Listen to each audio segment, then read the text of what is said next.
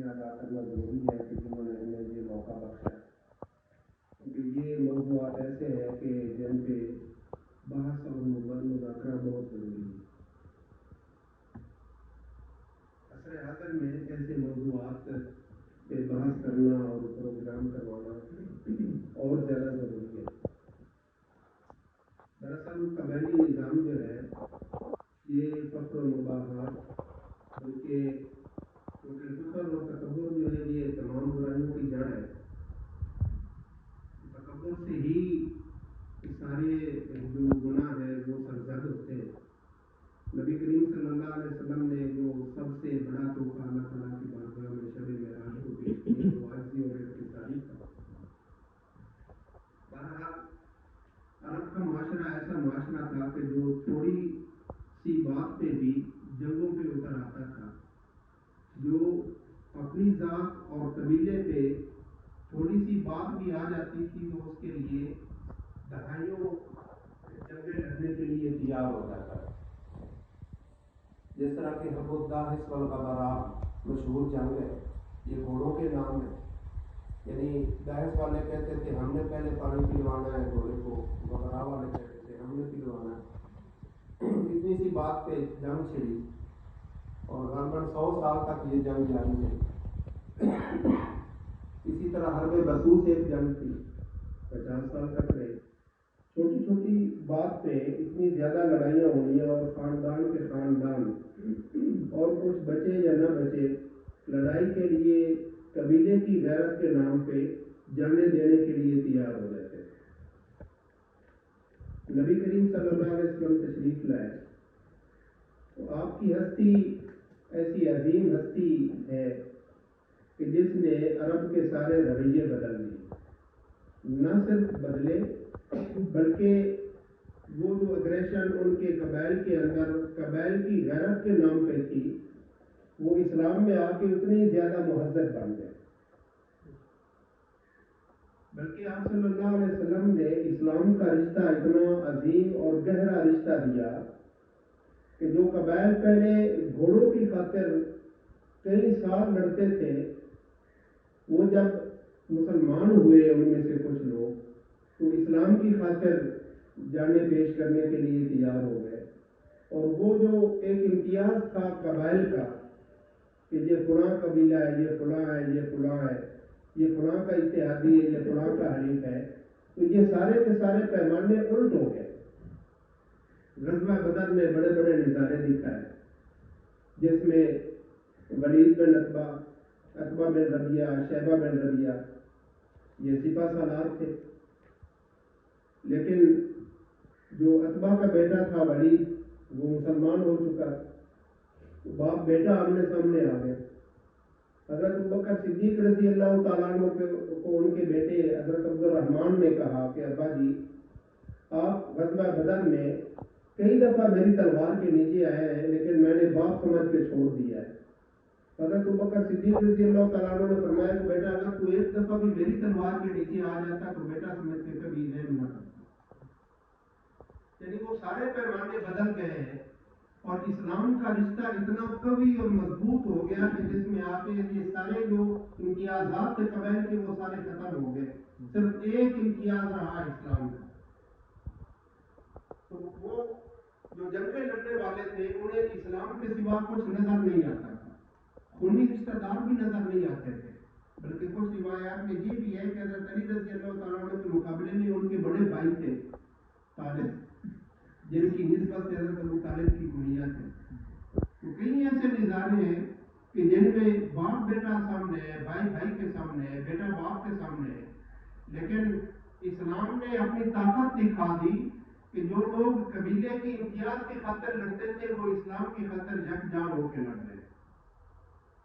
آخر کوئی تو ایسا نسخہ کیمیا ہے نا کہ جس نے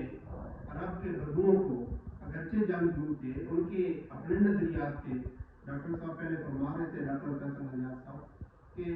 اگرچہ کوئی جتنا ہی بد تہذیب قبیلہ نہیں ہے، اگر وہ قبیلہ ہے تو اس کے اپنے اصول ہیں، ہر قبیلے کا ایک اپنا انداز ہے، اس کے اپنے رسم و رواج ہے، وہ سارے اپنی جگہ پہ قائم تھے، لیکن نبی کریم صلی اللہ علیہ وسلم کی دعوت میں ایسی تہذیب تھی کہ وہ سارے اصول و ضوابط بدل گئے، وہ سارے رسم و رواج ختم ہوئے، وہ جو سارے پیمانے تھے وہ الٹ پڑ گئے اور اسلام کی خاطر جانے قربان کرنے کے لیے تیار ہو گئے۔ تو آج کی بات میں ہم کوشش کریں گے کہ نبی کریم صلی اللہ علیہ وسلم کا طریقہ کار کیا تھا کہ جس نے عرب کے مزاج کو بدل دیا، جس نے ان کے اکھڑ پن کو نرمی کے اندر تبدیل کر دیا، جس نے ان کی عصبیت کو مساوات کے اندر تبدیل کر دیا، جس نے ان کی بے رحم روی کو تقویٰ کے اندر تبدیل کر دیا، تزکیہ نفس ان کے اندر پیدا ہوا۔ تو نبی کریم صلی اللہ علیہ وسلم نے کس نہج پہ ان کی تربیت کی اور متبادل کیا دیا۔ صاف ظاہر ہے کہ جب بھی کوئی انقلاب آتا ہے تو جب اس کا متبادل نہ لایا جائے تو وہ بے معنی ہو جاتا ہے، بے ثمر رہتا ہے، اس کا کوئی فائدہ نہیں ہوتا۔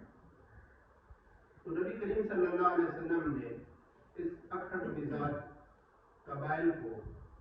مساوات کا درس دیا۔ انفرادی لحاظ سے بھی ان کی تربیت فرمائی اور معاشرتی سطح پہ بھی تربیت فرمائی۔ انفرادی تربیت کیا ہے کہ نبی کریم صلی اللہ علیہ وسلم کا انداز یہ تھا کہ اس کے اندر تزکیہ پیدا فرماتے تھے، اس کے دل کی طہارت فرماتے تھے، اس کے دل سے دنیا کی محبت نکالتے تھے۔ یہی وجہ ہے کہ وہ جو ایک کثرت کی، جس کو ہم تکثیریت کہتے ہیں کہ فوضا تامہ کا لفظ استعمال ہوتا ہے کہ وہاں کوئی قانون نہیں تھا، جس کا زور چلتا تھا وہ زیر دست کو قابو کر لیتا تھا، لیکن وہ دوسروں کے حقوق کے پاسدار بن گئے جب وہ مسلمان ہوئے۔ تو ایک وہ پیمانہ ملتا ہے جو نبی صلی اللہ علیہ وسلم نے حفاظت کا دیا ہے، اور دوسرا پیمانہ ہمیں ملتا ہے جب انگریز آیا تو اس نے ہمیں تکثیریت کا تحفہ دیا۔ ابھی ڈاکٹر صاحب سے یہی پہلے بات ہو رہی تھی جس پروگرام کے آغاز سے پہلے کہ انگریز کے آنے سے پہلے مذہبی رواداری بھی تھی بر صغیر کے اندر، کوئی اختلافات نہیں تھے مذہب کی بنیاد پہ، لیکن جب انگریز آیا تو غالباً اس کی پہلے سے ہی یہی پلاننگ تھی کہ ہم نے اپنے جو یہ قانونیاں ہیں ان کے اندر ہم نے کون کون سی چیزیں دے کے واپس جانا ہے کہ یہ اپنا تفریح کا شکار ہو جائے، ان کے اندر امن نہ رہے، یہ آپس میں لڑ کے کمزور ہو جائے۔ تو اس میں سب سے جو بنیادی چیز تھی وہ تکثیریت تھی، اور یہی حملہ انہوں نے پہلے عیسائیت پہ بھی کیا ہوا ہے، ان کو مذہب سے غیر متعلق کیا، ان کے دلوں کے اندر مذہب کے بارے میں اتنے شکوک و شبہات پیدا کر دیے کہ انہوں نے مذہب کی خاطر لڑنا چھوڑ دیا۔ وہ صلیبی جنگوں والا اس کے بعد پھر کوئی ایسا ہمیں مثال نہیں ملتی، کیونکہ انہوں نے ان کے اندر بھی یہی تکثیریت کا بیج بویا، وہ آپس میں اختلافات کرنے لگ گئے، کسی شخص کو خبر نہیں ہے کہ اس کا دین کیا ہے، ہر بندے کے اپنے نظریات ہیں مذہب کی بنیاد۔ تو یہی چال انہوں نے بر صغیر کے اندر آ کے چلی کہ انہوں نے تکثیریت کا تحفہ دیا، مذہب کی بنیاد پہ لوگوں کو لڑایا، قبائل کی بنیاد پہ لڑایا۔ خیر اس کی طرف ہم بعد میں آتے ہیں۔ بنیادی طور پہ ہم یہ دیکھتے ہیں کہ نبی کریم صلی اللہ علیہ وسلم نے افراد کی انفرادی تربیت فرمائی، اور انفرادی تربیت کے بعد پھر جو سماجی نظم و ضبط دیا وہ ایسا مثالی تھا کہ اگر اس کا ایک نظارہ ہم دیکھتے ہیں، بہت ساری مثالیں ہیں۔ مثال کے طور پہ بات کرتا ہوں کہ جب شراب حرام ہوئی تو کئی لوگ، ہمیں جو روایت میں ملتا ہے کہ مدینہ کی گلیوں کے اندر شراب بہہ رہی تھی تو گھر میں کسی نے رکھی نہیں ہے۔ نبی کریم صلی اللہ علیہ وسلم نے ایک دفعہ ایک شخص سے انگوٹھی سونے کی پہنے ہوئے تھا، وہ اتار کے پھینک دی، پھر انہوں نے واپس نہیں اٹھائی۔ کئی لوگوں نے کہا کہ یہ قیمتی چیزیں اٹھا لو بازار میں بیچ دینا، یا عورتوں کے لیے زیور حلال ہے ان کے لیے بنوا دینا، لیکن انہوں نے فرمایا کہ جس چیز کو نبی کریم صلی اللہ علیہ وسلم نے اتارا ہے مجھے روا نہیں ہے کہ میں واپس اٹھاؤں۔ نبی کریم صلی اللہ علیہ وسلم مجلس میں فرماتے ہیں بیٹھ جاؤ۔ حضرت عبداللہ بن مسعود رضی اللہ تعالیٰ عنہ بھی راستے میں تھے، پہنچے نہیں تھے، وہیں بیٹھ گئے جیسے نبی کریم صلی اللہ علیہ وسلم کا فرمان سنا۔ تو آپ صلی اللہ علیہ وسلم نے اس نہج پہ تربیت فرمائی کی کہ وہ زمانہ جاہلیت والے سارے پیمانے ختم ہوئے، ان کے دل کی طہارت فرمائی، ان کا تزکیہ فرمایا، جو نبی کریم صلی اللہ علیہ وسلم کا منصب والین تھا، اور جس کی دعا حضرت ابراہیم علیہ السلام نے پہلے کی تھی، اور اس کے بعد پھر صحابہ کرام کو جو اس کا متبادل دیا، اصحاب صفہ اس کی بہترین مثال ہے۔ کہ نبی کریم صلی اللہ علیہ وسلم اصحاب صفہ کا خیال بھی رکھتے تھے اور ان کا تذکیہ بھی فرماتے تھے، ان کو باب و نصیحت بھی فرماتے تھے، وہ باقاعدہ حدیثیں لینے کے لیے بےتاب رہتے تھے۔ ان کا کام ہی یہی تھا کہ ایک مجلس میں حدیثیں سنتے تو انہیں محفوظ فرماتے، اس کا تکرار کرتے۔ جب نبی کریم صلی اللہ علیہ وسلم تشریف لے جاتے تو پھر واپس آنے کا انتظار رہتے۔ تو اس طرح ان کے اندر نبی کریم صلی اللہ علیہ وسلم نے تقویٰ پیدا فرمایا۔ ان کے دلوں کے اندر جو زمانہ جاہلیت کا ایک افتخار تھا، وہ جو تکبر تھا، وہ ساری چیزیں ختم فرمائی۔ نبی کریم صلی اللہ علیہ وسلم نے خطبہ حجۃ الوداع کے موقع پہ فرمایا، لا فضل لعربی علی عجمی ولا لعجمی علی عربی ولا لاحمر علی اسود ولا لاسود علی احمر الا بالتقویٰ، کہ کسی عربی کو عربی پر کوئی فضیلت حاصل نہیں ہے، کسی عربی کو عربی پر کوئی فضیلت حاصل نہیں ہے، کسی گورے کو کالے پر یا کالے کو گورے پہ کوئی فضیلت حاصل نہیں ہے سوائے تقویٰ۔ مجھے پرہیزگاری کا ایسا پیمانہ تھا کہ جس نے زمانہ جاہلیت کے تکبر اور حسد کو اور اس افتخار کو ختم کیا۔ تو پھر صحابہ ذاتی فضیلت کی بجائے دوسروں کی فضیلت کو بیان کرتے ہیں۔ حضرت ابوبکر صدیق رضی اللہ تعالیٰ عنہ کی شان میں جو آیت نازل ہوئی سورہ اعلیٰ کی، وَيُؤْثِرُونَ اعوذ باللہ من الشیطان الرجیم وَيُؤْثِرُونَ عَلَىٰ أَنفُسِهِمْ وَلَوْ كَانَ بِهِمْ خَصَاصَةٌ، کہ اگرچہ یہ خود تنگی میں ہی کیوں نہ ہو، یہ دوسروں کو ترجیح دیتے ہیں۔ جنگ یرموک کا واقعہ مشہور ہے کہ حضرت حذیفہ اپنے چچا زاد بھائی کے لیے پانی لے کے جاتے ہیں کہ پیاسے ہو گئے۔ جب پہنچتے ہیں تو ان کے جیسے انہوں نے لبوں سے پانی لگایا، پانی کا پیالہ، تو ساتھ والے زخمی سے آواز آتی ہے آتش، تو مجھے پانی چاہیے۔ تو انہوں نے لبوں سے لگا ہوا پیالہ ہٹایا اور ساتھ والے زخمی کو دے دیا۔ حضرت حذیفہ فرماتے ہیں جب دوسرے شخص کے پاس گیا تو اس نے بھی یہی کیا، ساتھ سے آواز آئی، اس نے ساتھ والے زخمی کو لے جانے کا کہا، خود نہیں کیا۔